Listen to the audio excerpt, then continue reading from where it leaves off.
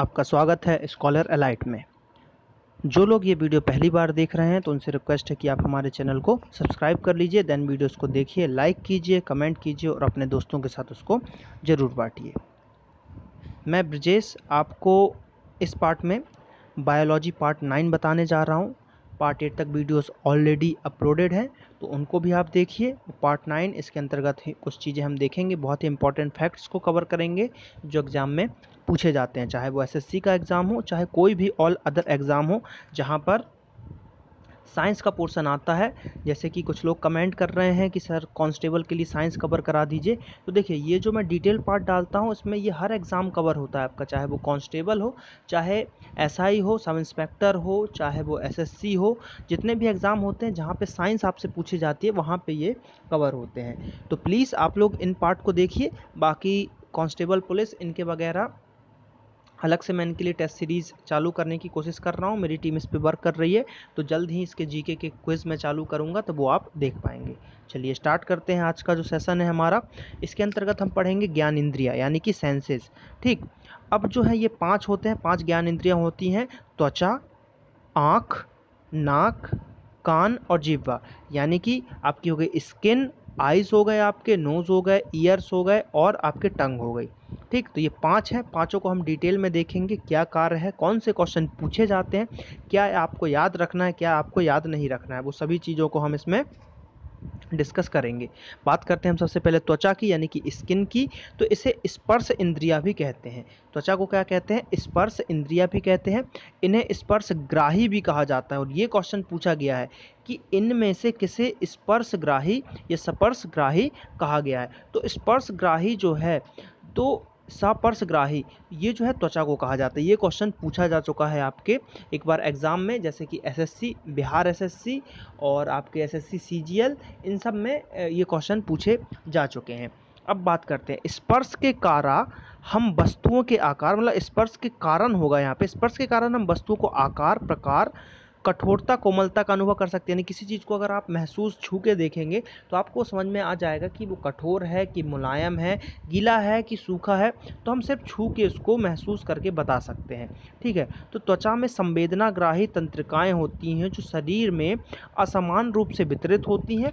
जब त्वचा में आघात होता है तो सर्वप्रथम उसकी उत्तेजना पीड़ा ग्राही में अनुभव की जाती है। इसकी सूचना मस्तिष्क के अग्रभाग यानी कि जो सेरेब्रम था, पिछले पार्ट में मैंने आपको मस्तिष्क के बारे में बताया हुआ था, तो उसका जो अग्रभाग होता है यानी कि आगे वाला होता है आपका प्रामस्तिष्क, जिसको हमने ये भी पढ़ा था सेरेब्रम, उसमें संवेदी तंत्रिकाओं के माध्यम से पहुंच जाती है। फिर जो प्रामस्तिष्क होता है उसके भाग में पीड़ा के प्रति संवेदना उत्पन्न होती है और फिर जो है वो पीड़ा जब होगा आपको, तो जैसे कि मैंने आपको रिफ्लेक्स एक्शन भी बताया था, तो कुछ वैसी चीज़ होगी तो माइंड फिर आपको डाइवर्ट करेगा और वहाँ पे आपका हाथ जो है रिफ्लेक्स एक्शन के थ्रू ऑटोमेटिक हट जाएगा। तो ये प्रोसेस भी होती है। तो ये हो गया आपका स्किन के बारे में। तो ये कुछ इंपॉर्टेंट है जिसको मैंने अंडरलाइन किया है, तो आप वीडियोस को पुश करके यहाँ पे वीडियोस इसको पढ़ सकते हैं, दोबारा वीडियोस को रिवाइज बैक जाके इसको सुन भी सकते हैं। ठीक है, तो इसमें जो कुछ इंपॉर्टेंट चीज़ मैंने आपको बता दिया, ये याद रखना है आपको। चलिए बात करते हैं और आगे क्या बोला जा रहा है स्किन के बारे में। शरीर में ताप जो रक्त वाहिनियाँ होती हैं उसके संकुचन एवं प्रसारण से नियंत्रित होता है। यानी कि शरीर का जो टेम्परेचर होता है तो रक्त वाहिनियों का संकुचन प्रसारण से नियंत्रण होता है। अल्पता की स्थिति में रक्त वाहिकाएं जो होती है वो सिकुड़ जाती है। ठीक है, जिससे रक्त वाहिकाओं में रक्त का दाब बढ़ जाता है। ऐसी स्थिति में रक्त संचालन हेतु हृदय को अधिक कार्य करना पड़ता है। इस स्थिति में हृदय को अधिक ऊर्जा की आवश्यकता पड़ती है और इस ऊर्जा के लिए कोशिकाओं को अधिक कार्य करना पड़ता है, जिससे ताप में वृद्धि होती है। तो अधिक ताप की स्थिति में रक्त वाहिनियाँ फैल जाती हैं, परिणामतः रक्त वाहिनियों में रक्त दाब कम हो जाता है। तो इस टाइप से ये जो है रक्त वाहिनियों का सिस्टम आपको बताया गया है। अब जो क्वेश्चन पूछा जाता है ये सब तो ठीक है, लेकिन जो मेन क्वेश्चन पूछा जाता है, अगर हम क्वेश्चन एग्जाम में पॉइंट की बात करें कि क्वेश्चन आपसे क्या पूछा जाएगा त्वचा में, तो यही अगला पॉइंट जो मैंने लिखा हुआ है कि त्वचा का रंग मेलेनिन नामक रंगाकारक यानी कि पिगमेंट के कारण होता है। क्वेश्चन ये पूछा जाता है कि अफ्रीका के लोग इतने काले होते हैं जबकि इंग्लैंड के लोग इतने गोरे होते हैं, वाई, क्यों? तो देखिए यहाँ पे आंसर होगा कि अफ्रीका के जो लोग होते हैं उनमें जो है मेलानिन नाम का जो मेलानिन होता है उसके नाम का पिगमेंट की मात्रा बहुत ज़्यादा होती है, और जो आपके इंग्लैंड और जितने भी ये गोरे लोग होते हैं उनमें जो है जो मेलानिन नाम का रंग जो है पिगमेंट कम होता है, जिसके कारण वो उतने ब्राइट हो जाते हैं। तो ये क्वेश्चन पूछा जाता है कि त्वचा का रंग किस पर निर्भर करता है। एसएससी ऐसा नहीं पूछेगा अफ्रीका वाला, ठीक है, वो रेलवे पूछता है। लेकिन अगर एसएससी की बात करें तो एसएससी पूछेगा कि त्वचा का रंग कौन निर्धारित करता है। 4 ऑप्शन दे देगा, मेलानिन और भी 4 कुछ ऑप्शन होंगे, तो आंसर क्या होगा आपका मेलानिन। तो इसको आपको याद रखना है कि त्वचा का रंग किस पे निर्भर होता है, वो होता है मेलानिन पर।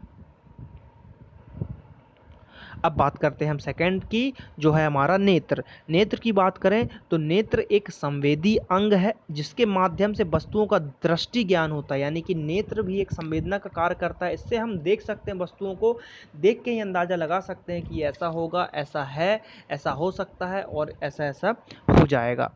नेत्र में निम्नलिखित भाग होते हैं, जैसे कि बात करते हैं कॉर्निया होता है, तारिका यानी कि आइरिस होता है, प्यूपिल होता है, रेटिना होता है, लेंस होता है और सिलियारी बॉडी होता है या सिलियारी पिंड होता है और श्वेत पटल, ठीक है, श्वेत पटल भी होता है। तो ये कुछ भाग हैं। देखिए इंपॉर्टेंट जो क्वेश्चन बनेंगे, जैसे आइरिस से बनेगा, प्यूपिल से बनेगा, कॉर्निया से बनेगा, रेटिना से बनेगा, इन सबसे इंपॉर्टेंट क्वेश्चन बनते हैं, लगभग सभी से एक क्वेश्चन बनता है। तो आप जो है देखिए, और अगर नेत्र के बारे में आपको और डिटेल में देखना है तो मैंने एक वीडियो जो है नेत्र के ऊपर ही बना रखा है, ठीक है, आइज़ के बारे में। तो आप जो है हमारे चैनल में साइंस के प्लेलिस्ट में या नॉर्मली आप सर्च करोगे चैनल पे कि आई के बारे में, तो ह्यूमन आई के बारे में जो है वो आप देख पाओगे, ठीक है। तो ह्यूमन आइज़ आप डालोगे ना तो मेरे चैनल पे एक वीडियो आएगा, उसमें देखिए, उसमें मैंने आई के बारे में हर चीज़ बताया है, आई में क्या कैसा होता है, तो वो हर चीज़ उसमें डिटेल में बताई गई है, ठीक है। तो वहाँ पे आई के बारे में आप देख सकते हैं वीडियो आइज़ के बारे में,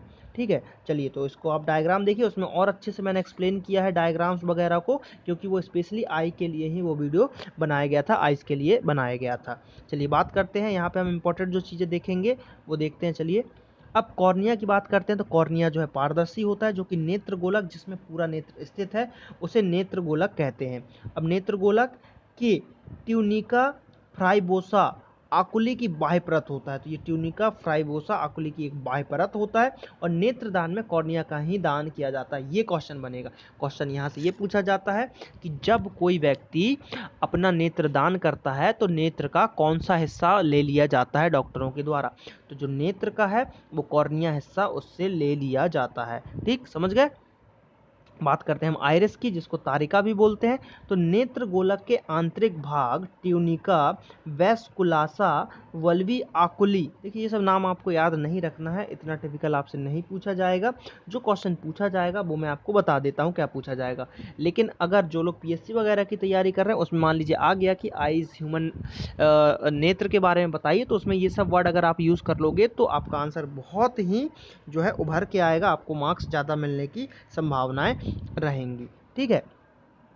तो बात करते हैं कहाँ पे थे हम, बाह्य भाग को परितारिका और पश्च भाग को रंजित पटल भी कहते हैं। तो उसके बाह्य भाग को क्या बोलते हैं, परितारिका कहते हैं, और पिछले भाग को रंजित पटल कहते हैं। अब परितारिका के मध्य भाग में एक गोलाकार छिद्र होता है जिसे पुतली, हिंदी में पुतली कहते हैं, और ऐसे हम प्यूपिल बोलते हैं, ठीक है। तो प्यूपिल या तारा कहते हैं उसको। बात करते हैं आगे के, देखिए नेत्रदान, ये मैंने रेड किया हुआ है। तो जो नेत्रदान में कॉर्निया दिया जाता है ये एक बहुत इंपॉर्टेंट है, स्लाइड से एक बहुत इंपॉर्टेंट क्वेश्चन यही बनेगा आपका। बात करते हैं पुतली या प्यूपिल की, तो पुतली के काले रंग का कारण उसमें पाई जाने वाली 2 पेशियां पुतली अवरोधनी, ठीक है, और पुतली विस्तारणी है, जो प्रकाश को परावर्तित नहीं होने देती। अब देखिए काला जो हमारा दिखता है वो क्या होता है कि कोई भी वस्तु, देखिए अब प्रकाश की बात हो रही है तो मैं आपको बता देता हूँ कि देखिए कोई भी वस्तु का कलर कैसा निर्धारण होता है। जैसे कि मान लीजिए कोई वस्तु आपको ऑरेंज दिखती है तो क्या वो ऑरेंज कलर को जो है रिफ्लेक्ट करती है, इसलिए आपको ऑरेंज दिखती है। कोई वस्तु आपको ग्रीन दिखती है तो वो ग्रीन कलर को रिफ्लेक्ट, परावर्तित करती है, इसलिए वो आपको ग्रीन दिखती है। लेकिन अब ब्लैक की बात हुआ तो क्या ब्लैक कलर को वो रिफ्लेक्ट करती नहीं। जब कोई वस्तु सभी रंगों को अपने में अवशोषित कर लेता है। 7 रंगों को अगर उसने अवशोषित कर लिया तो वो काला दिखने लगता है।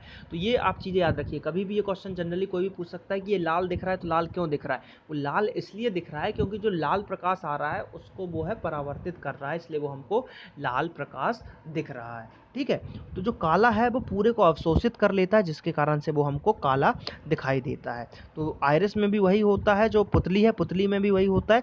2 पेशियां हैं जो कि जो है कलर को परावर्तित नहीं होने देती हैं।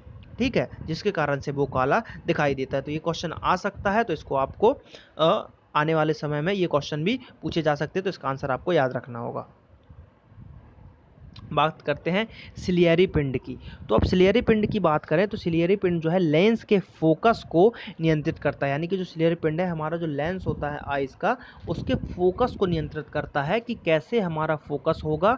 ठीक है, अब इसमें जो है सलाका यानी कि रॉड्स तथा शंकु यानी कि कोन्स नामक 2 पेशियां होती है। सलाका और मतलब उसको आप रॉड्स और कोन्स के नाम से याद रखिए। 2 इसमें पेशियां होती हैं। ठीक है, मांसपेशियां वगैरह। तो इसमें क्या होता है कि ये रेटिना के पिछले भाग को नेत्र फंडस जो होता है वो कहते हैं। यानी कि जो रेटिना है उसके पिछले भाग को क्या बोलेंगे? नेत्र फंडस। अब इसके भी 2 उपभाग होते हैं, पहला पीत बिंदु, दूसरा द्रक बिंदु, ऑप्टिक डिस्क। ठीक है, पीत बिंदु और ऑप्टिक डिस्क। अब जो ऑप्टिक डिस्क होता है यानी कि द्रक बिंदु होता है, से दृष्टि तंत्रिकाएं निकलती है। कौन सी तंत्रिकाएं निकलती है? दृष्टि तंत्रिकाएं निकलती हैं। देखिए, ये सब चीज़ें आपको बुक में जनरली नहीं मिलेंगी जो मैं बता रहा हूँ, तो इसको आप नोट करते जाइएगा।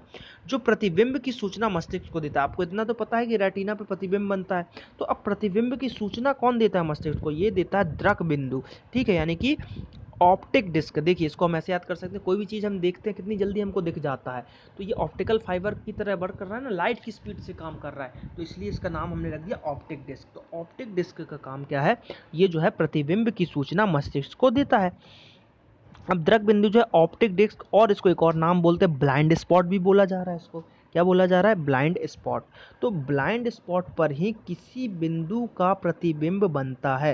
तो क्वेश्चन क्या पूछा जाएगा कि किसी भी वस्तु का प्रतिबिंब कहाँ बनता है? तो जो है आपका रेटिना पर तो बनता है, लेकिन रेटिना पर कहाँ? तो या तो ऑप्टिक डिस्क या ब्लाइंड स्पॉट पर बनता है। अब पीत बिंदु में शंकु कोशिकाएं जो होती हैं, यानी कि पीत बिंदु में जो कोन्स होता है उसकी संख्या बहुत अधिक होती है, जो वस्तु को स्पष्ट देखने के लिए उत्तरदायी होता है। यानी कि कोन का क्या काम हो गया? आपको वस्तु को स्पष्ट देखने में आपको मदद करेगा। देखिए, हमारा आँख जो होता है हर कैमरे से ऊंचा है, ये आपको 3D भी दिखाता है, 2D भी दिखाता है, बहुत दूर तक आप इसको देख सकते हो। कितने मेगापिक्सल का कैमरा है ये, बिल्कुल क्रिस्टल क्लियर हर चीज़ आपको इसमें दिखाई देती है उसके रेंज में। ठीक है, तो यहाँ पे क्या हुआ कि यही जो कोन मांसपेशियां हैं जिसके कारण हम स्पष्ट रूप से देख पाते हैं। रेटिना की सल्काएं जो हैं ये अत्यल्प रोशनी यानी कि अंधेरे में की स्थिति में वस्तु को देखने में मदद करती हैं। ठीक है, क्या करती हैं?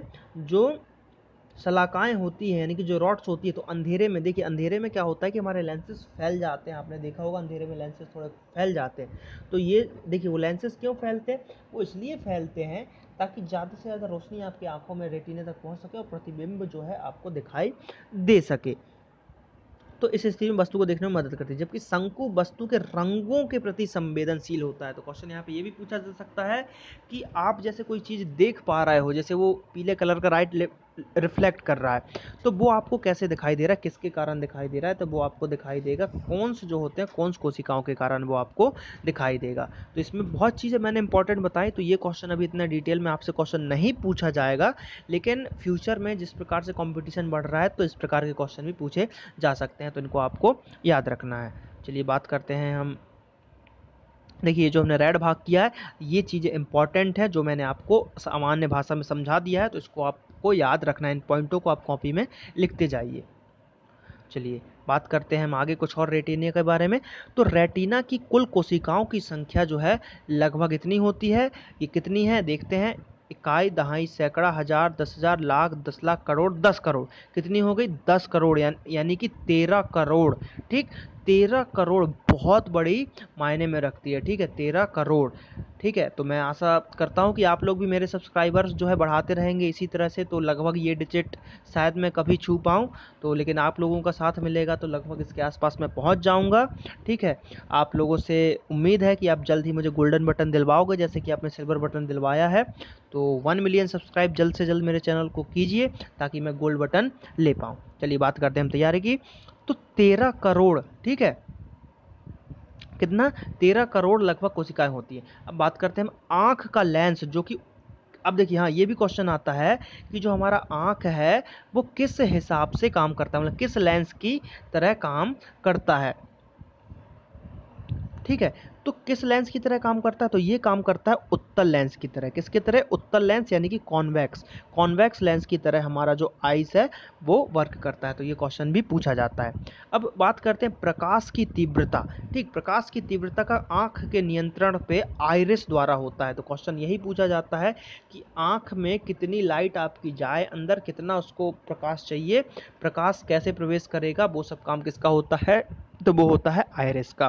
तो ये आपको याद रखना कि क्वेश्चन यही पूछा जाएगा कि प्रकाश को कंट्रोल किसके द्वारा किया जाता है, तो आइरिस के द्वारा किया जाता है। प्रखर जो प्रकाश होता है उसमें ये फैल जाता है आइरिस। ठीक है, तो आइरिस जो है जब अंधेरा होगा तो ये थोड़ा फैलता है। ठीक है, और जब मतलब ज़्यादा लाइट आएगा तो ये संकुचित हो जाएगा। इस टाइप से ये हो जाएगा जैसे प्रकाश की कम मात्रा में लेंस में प्रवेश करने तथा मंद प्रकाश की स्थिति में आइरिस संकुचित होकर पिupil के आकार को विस्तार कर देता है। तो इस तरीके से जो ये वर्क करता है, ज़्यादा लाइट पड़ेगा तो सिकुड़ेगा आँख, तेज कम लाइट होगा तो वो आपका जो है फैलेगा ताकि आप ज़्यादा से ज़्यादा चीज़ों को देख पाओ। आइरिस के बीच में एक छिद्र होता है, इसे पुतली या तारा भी कहते हैं, जो कैमरा के डायफ्राम की तरह कार्य करता है। मोस्ट आईएमपी क्वेश्चनों में से एक, एसएससी का फेवरेट क्वेश्चन, कैमरा के डायफ्राम की तरह हमारे आँख का कौन सा भाग काम करता है, तो वो करता है पिupil यानी कि तारा। मोस्ट आईएमपी क्वेश्चन याद रखिएगा, मैं फिर से बोल रहा हूँ, कैमरा के डायफ्राम की तरह हमारे आँख का कौन सा भाग काम करता है, तो वो है पिupil। ठीक, एक आईएमपी क्वेश्चन क्या हो गया, आँख का लेंस जो है, मतलब आँख जो है किसकी तरह काम करता है, तो कॉन्वेक्स लेंस की तरह। ठीक है, और ठीक है, यहाँ पे ये आपका कंप्लीट हो गया। तो इसमें 2-3 क्वेश्चन मैंने आपको बताया इंपॉर्टेंट, जैसे कि उत्तल लेंस वाला, ठीक, और लास्ट में जो है कैमरा के डायफ्राम वाला। ठीक, तो ये आपको याद रखना है। चलिए बात करते हैं थर्ड नंबर की, नाक की बात करते हैं, हम अपने नोज़ की बात करते हैं। तो यह घ्राण संवेदी जो है अंग है। ठीक है, घ्राण संवेदी अंग है, यानी कि गंध संवेदी, इसका मतलब होता है गंध, यानी कि आपको इससे गंध, सुगंध, इन सब चीज़ों का पता चलेगा। और इसका अनुभव भी जो है प्रामस्तिष्क के द्वारा होता है, यानी कि सेरेब्रम के द्वारा होता है। ये आप देख सकते हो इस डायग्राम में, इस इमेज में, कि जो ये व्यक्ति है ये फूल के सुगंध को अपने नाक से सूंघ रहा है। ठीक है, सॉरी, बात करते हैं हम अगले पॉइंट की, यानी कि कान की। नाक के ऊपर ज़्यादा क्वेश्चन नहीं बनते, क्वेश्चन नाक के ऊपर जो है बोन से बनता है कि नाक में आपकी कितनी बोन पाई जाती हैं, तो वो है 2। ये याद रखना है आपको, मैंने बोन वाले पार्ट में आपको बताया था, स्केलेटन सिस्टम में आपको बताया था कंकाल तंत्र के अंदर। अब कान की बात करते हैं। कान से भी वैसे क्वेश्चन तो आप सभी को पता होगा, कान से कौन सा क्वेश्चन बनता है कि हमारे शरीर की सबसे छोटी हड्डी कौन सी है, तो वो कान में पाई जाती है। और कान में भी कहाँ, तो कान के मध्य भाग में पाई जाती है। लेकिन हम देखते हैं यहाँ पे क्या है हमारे पास, कान के 3 भाग होते हैं, बाह्य कर्ण, मध्य कर्ण और आंतरिक कर्ण। तो जो मध्य कर्ण होता है इसी में जो है आपका सबसे छोटी हड्डी हमारे कान की पाई जाती है। अब बात करते हैं बाह्य कर्ण, मध्य कर्ण और आंतरिक कर्ण। अब बाह्य कर्ण जो है उपास्थि, यानी कि लचीली हड्डी होती है लेकिन ये फ्लेक्सिबल होती है। और मध्य कर्ण बाह्य और आंतरिक कणों को जोड़ने का कार्य करती है, बनी सी बात, बीच में है तो बाह्य और आंतरिक को जोड़ेगी, बनी सी बात है। अब मध्य कर्ण में मैलियस, इनकस तथा स्टैपिज नामक 3 जो है कर्ण स्थिकाओं में बटी हुई होती है, कान के इस भाग की हड्डी से बनी होती है। तो इसी में जो स्टैपीज है ये सबसे छोटी हड्डी होती है हमारे शरीर की, जो ध्वनि कंपनों को कर्ण पटल यानी कि बाह्य भाग से आंतरिक भाग तक पहुंचाती है, यानी कि जो हम सुनते हैं वो इन्हीं के द्वारा हमारे कानों तक पहुंचती है।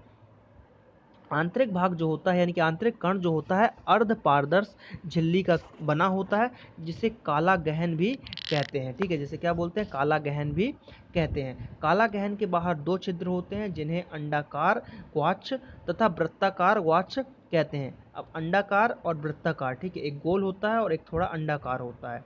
अब इसमें 2 थैली होती हैं जो छोटे छोटे होते हैं, यूट्रिकुलस तथा सैकुलस में बटा होता है। 2 थैली होते हैं जिसका एक का नाम होता है छोटे छोटे कोष होते हैं, उनका नाम होता है यूट्रिकुलस, और सेल्यूकुलस में बटा होता है। कान शरीर संतुलन एवं श्रावण का कार्य करता है। देखिए, तो इसमें ज़्यादा आपको कुछ याद नहीं रखना है, जो इंपॉर्टेंट चीज़ है वो बता रहा हूँ। कान के कितने भाग होते हैं? 3, बाह्य, मध्य और आंतरिक। मध्य में 3 हड्डी होती है, मैलियस, इनकस तथा स्टैपीज। जो सबसे छोटी हड्डी होती है वो होती है स्टैपीज। तो बस इसको आपको याद रखना है, इससे ज़्यादा आपको कुछ याद नहीं रखना है, छोड़ दीजिए। ठीक, चलिए बात करते हैं हम जीभ की, जो हमारा आखिरी है आपका ज्ञान इंद्रियों में जीभ। जीभ जो है स्वाद के लिए एक स्वादग्राही अंग है, जिससे हमको स्वाद पता चलता है कि ये नमकीन है कि मीठा है, खट्टा है, किस टाइप का है।